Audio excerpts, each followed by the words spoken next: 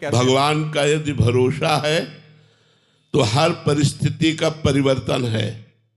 कोई भी परिस्थिति हमारा बाल बांका नहीं कर सकती यदि भगवान पर भरोसा है और भगवान का भजन है।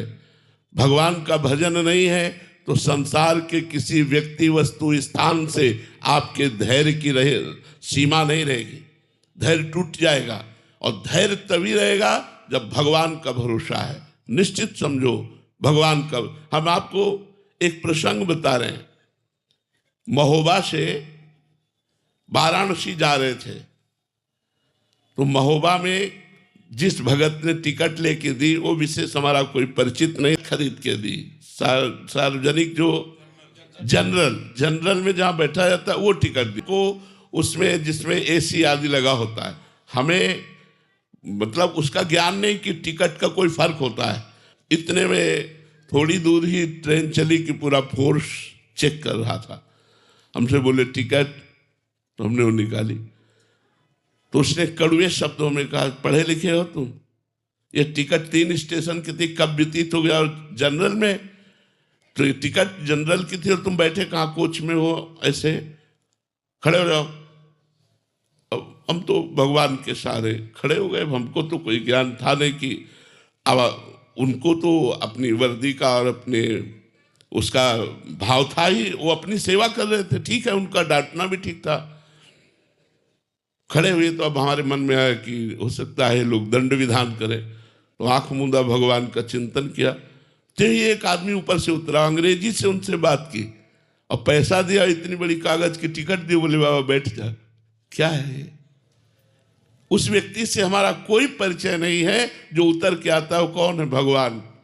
अंदर उसके भगवान ने प्रेरित किया, 1 मिनट में कार्य कर दिया।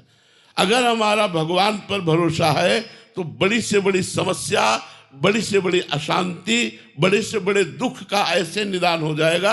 आप बिल्कुल विश्वास रखिए, ये हम अपने अनुभव की बात कहते हैं। भले हमसे गलती हुई हो और हम समस्या में फंस रहे और भगवान को पुकारा तो भगवान उस समस्या का नाश कर देंगे। हरि स्मृति सर्व विपद विमोक्षणा।